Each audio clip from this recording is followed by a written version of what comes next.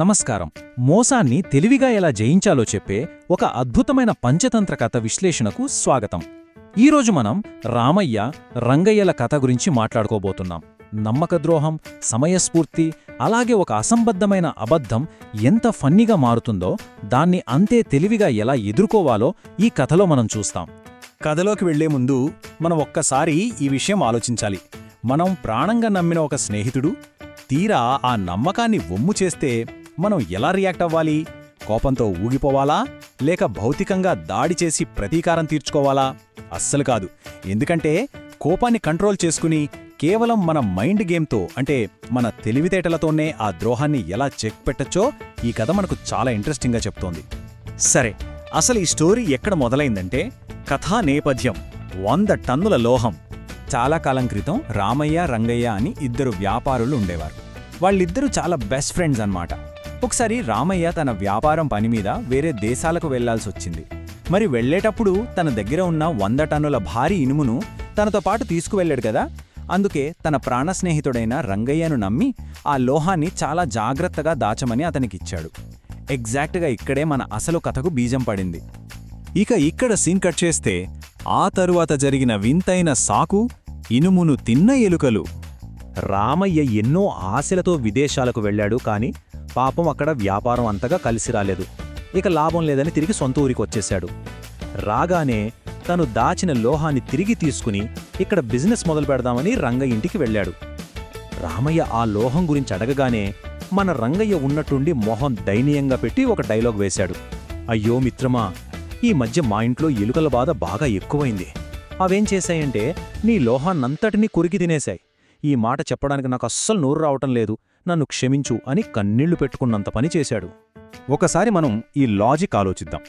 ఒకవైపేమో ఏకంగా 100 టన్నుల బరువైన సాలిడ్ ఐరన్, మరోవైపు చూస్తేనేమో కొన్ని చిన్న ఇంటి ఎలుకలు. అసలు ఆ చిన్న ఎలుకలు అంత గట్టి ఇనుమును కొరికి తినడం ప్రాక్టికల్గా ఏమాత్రమైనా సాధ్యమేనా? వినడానికే చాలా ఫన్నీగా ఉంది కదా. ఇది పక్కా అబద్ధమని, ఆ లోహాన్ని ఎలాగైనా కాజేయడానికి రంగయ్య వేసిన మాస్టర్ ప్లాన్ అని ఎవరికైనా ఇట్టే అర్థమైపోతుంది. మరి దీనికి రామయ్య ఊరుకుంటాడా? రామయ్య తెలివైన ప్రతీకారం ఎలా ఉందో ఇప్పుడు చూద్దాం. అఫ్కోర్స్ రంగయ్య చెప్తుంది పచ్చి అబద్ధమని రామయ్యకు ఆ క్షణమే అర్థమైపోయింది. తన ప్రాణ స్నేహితుడే తనని ఇంత దారుణంగా మోసం చేశాడని గ్రహించాడు. కాని అక్కడ రామయ్య మనలాగా ఆవేశపడిపోలేదు. చాలా కూల్గా, ఏమీ ఎరగని అమాయకుడిలా ఇలా అన్నాడు. నా దురదృష్టానికి నువ్వేం చేస్తావులే రంగయ్య, జరిగిందానికి బాధపడి లాభం లేదు, నా టైం బాలేదు అంతే అని ఊరుకున్నాడు. ఇంత అన్యాయం జరిగినా రామయ్య అంత ప్రశాంతంగా ఎందుకున్నాడో అని మనకు టెన్షన్ మొదలవుతుంది కదూ. అక్కడే ఉంది అసలు ట్విస్ట్. ఇప్పుడు రామయ్య వేసిన ఆ మైండ్ బ్లోయింగ్ ప్లాన్ ఏంటో స్టెప్ బై స్టెప్ విశ్లేషిద్దాం. ఫస్ట్, రంగయ్య ఇంటికి వెళ్ళి అతని కొడుకును ఆప్యాయంగా పలకరించి వాడికి బజార్లో స్వీట్స్ కొనిస్తానని చెప్పాడు. సెకండ్ స్టెప్, ఆ బాబుని తీసుకుని బజార్కి వెళ్ళాడు. థర్డ్ స్టెప్, ఎవరికీ తెలియకుండా ఒక స్నేహితుని ఇంట్లో ఆ బాబుని చాలా సేఫ్గా దాచాడు. ఇక లాస్ట్ అండ్ ఫోర్త్ స్టెప్, తానొక్కడే ఖాళీ చేతులతో చాలా మామూలుగా రంగయ్య ఇంటికి తిరిగొచ్చాడు. ఇక ఎక్కడి నుంచి మొదలవుతుంది అసలైన గేమ్? అదేంటంటే అసంబద్ధమైన ప్రతీకారం, గ్రద్ద ఎత్తుకుపోయిన బాలుడు. బాబుతో కలిసి బజారుకు వెళ్లిన రామయ్య ఒక్కడే తిరిగి వచ్చాడు కదా.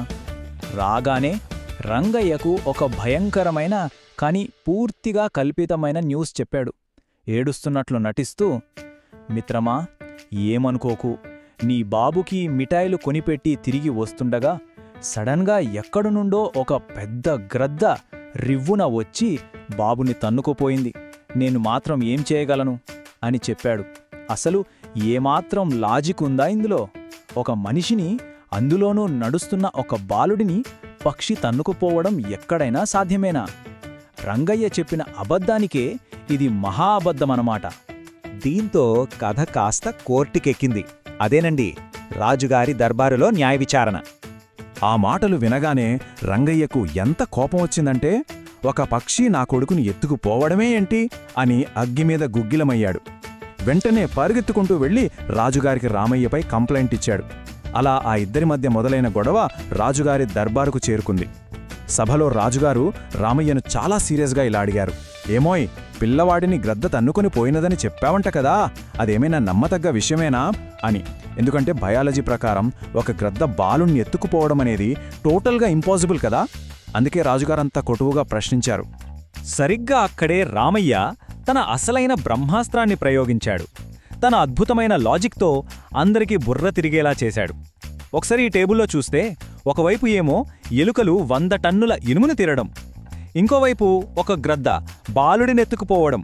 ప్రభూ, ఆ ఎలుకలు 100 టన్నుల ఇనుమును తినడం నిజమైనప్పుడు ఒక గ్రద్ద బాలుడినెత్తుకుపోవడం కూడా ఖచ్చితంగా నిజమే అవుతుంది కదా అని వాదించాడు. కావాలంటే ఈ విషయం నిజమో కాదో మా రంగయ్యనే అడిగి చూడండి ప్రభూ అని తన ఇంటెలిజెన్స్ని బయటపెట్టాడు.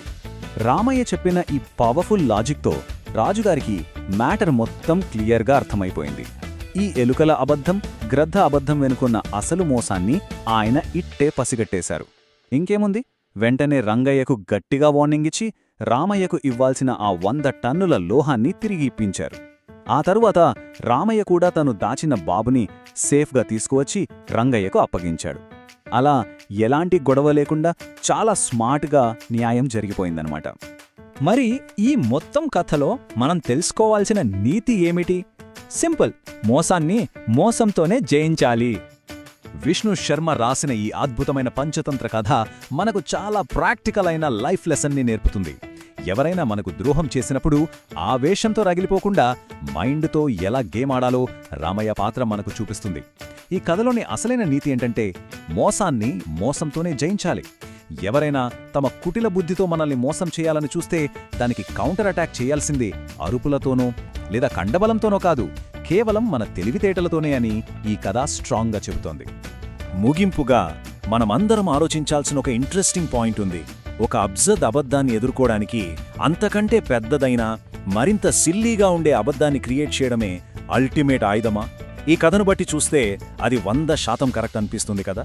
ఎప్పుడైనా సరే భౌతిక దాడి కంటే ఇలాంటి ఇంటెలెక్చువల్ జస్టిస్ ఎప్పుడు చాలా గొప్పగా ఉంటుంది, భలే కిక్కిస్తుంది కూడా. మరి మీరేమంటారు? ఆలోచించండి. మరో ఆసక్తికరమైన విశ్లేషణతో మళ్ళీ కలుద్దాం. అంతవరకు సెలవు.